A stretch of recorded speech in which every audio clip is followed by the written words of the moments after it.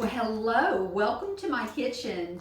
Today I'm making what could be my absolute favorite thing in the world, and that is homemade shortbread. It's so simple and it's absolutely delicious. My bonus brother Scott brought over some on Christmas Day and he handed it to me in a piece of parchment paper. And he said he cooked it in a cast iron skillet, and when I took a bite of that shortbread, I think it was the best bite of something that I've ever had in my entire life. Oh, the sad thing is that I ran out. So you know what I did? I came home and made it myself. And now I want to show you how to make it. It's so simple and easy. I'm starting with 2 sticks of salted butter. It's been softening at room temperature, and you definitely want to use a good quality butter. This is a Land O'Lakes, and just don't use a store brand because you need that higher fat content in the shortbread. And I am just going to put this on my mixer. I'm smart today. I'm using my stand mixer. I taught myself a lesson last time when I was using my hand mixer with the powdered sugar and it was going everywhere. I said, never again. Now I'm using the paddle attachment, and what I'm gonna do is cream this butter. There we go. Just wanna get this butter nice and soft and fluffy. Now I'm gonna add the sugar. Shortbread isn't a very sweet bread, and some recipes call for 1/2 cup, some recipes call for 3/4 cup.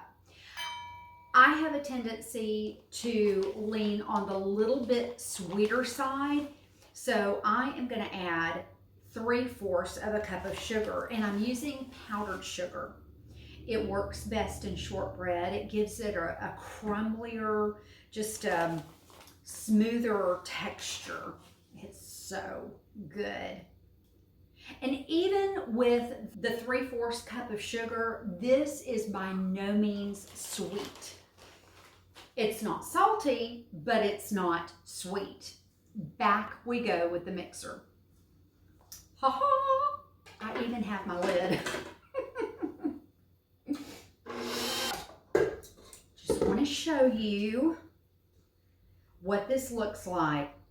It's nice and creamy. See that? Just want to make sure that all of that sugar is incorporated in. And before I add my next ingredient, I just want to make sure that all of this is off of the sides and down in the bottom of my mixing bowl.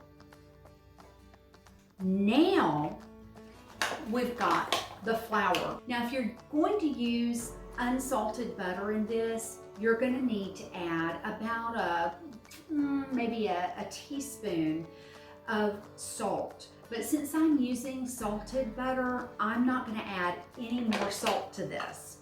Now I'm adding 1 cup of flour. I just want to measure this off really good. There we go. And that goes in. The recipe calls for 1.5 cups.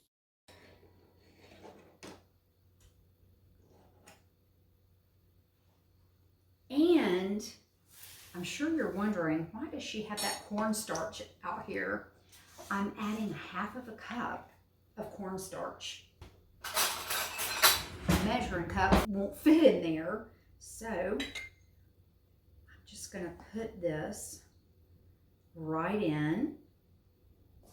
And again, this cornstarch is going to give this shortbread just a crumbly, delicious flavor. And that is basically it. That's all the ingredients that you need.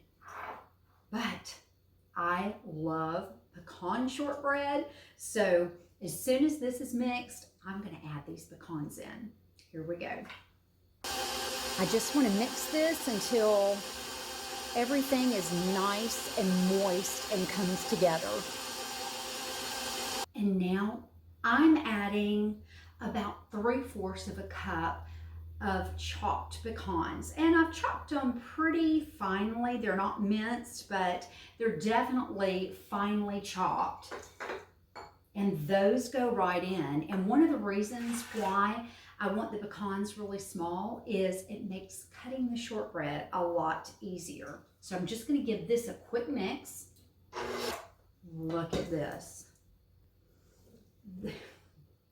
This crumbly stuff is going to turn into just a little piece of deliciousness. Get that out of the way. Now I have a 15-inch cast iron skillet. You definitely don't have to cook this in a skillet. You can cook it in a pie pan. You can cook it in a shortbread pan, which I am going to get one of these days, or just any oven-proof dish that you have. Even a 9x13 baking dish will be fine. And it's going right in. I've got my piece of parchment paper. This is just going to ensure that it's not going to stick, which I don't know how it could with 2 sticks of butter in here, but it also makes it easier to just take out of the pan.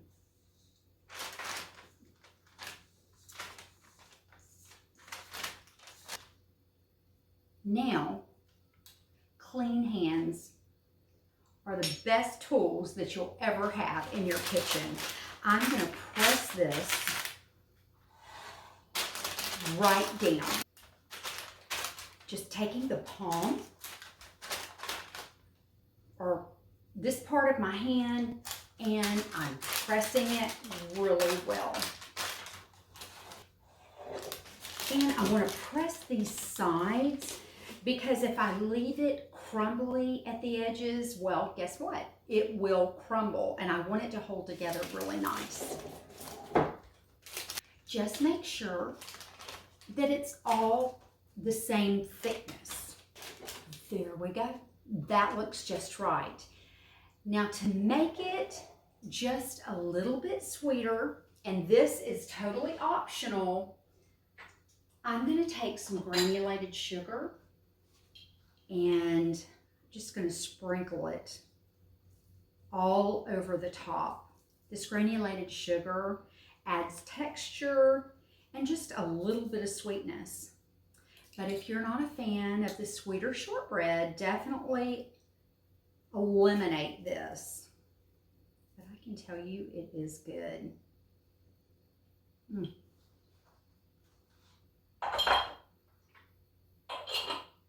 we go. Just make sure that that's nice and even. Press in those pecans. Oh, my mouth is watering. I can hardly wait. My oven is preheated to 350 degrees, and this is going to cook about 40 minutes. We want it a nice golden brown.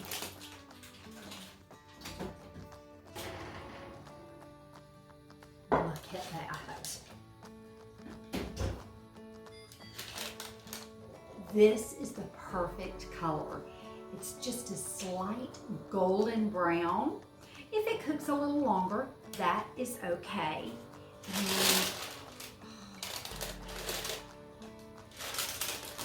I'm just going to slide it out. It smells so good in here. Oh. Look at this. I could break this off now and taste it, but believe it or not, they say that shortbread is better the longer it sits, the better it gets. Now I can't imagine who let this sit around long enough to figure that out, because I made it earlier in the week and we ate it. I brought some to my Aunt Gail and Uncle Edwin. They ate it and we all just finished it off in one night. So hopefully this will last a little bit longer. But as soon as it cools, we'll give it a taste. And in the meantime, I'm gonna get to cooking dinner. My husband asked for fried pork chops tonight, so I'm gonna get started on that, and I'll see you back here in just a little bit. Well, supper is ready, and so is the shortbread. As you can see, I have already broken off a piece, and it is absolutely delicious. Just gonna cut a little piece. I want you to see this. Now, what I've been doing is just breaking it off. I love that rustic look, and look at this.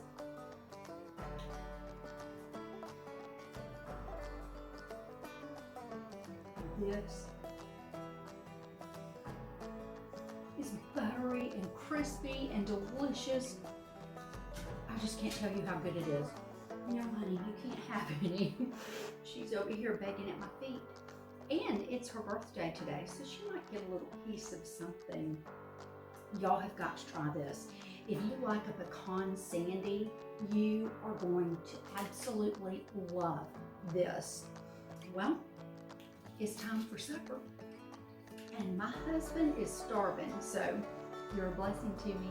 See you next time.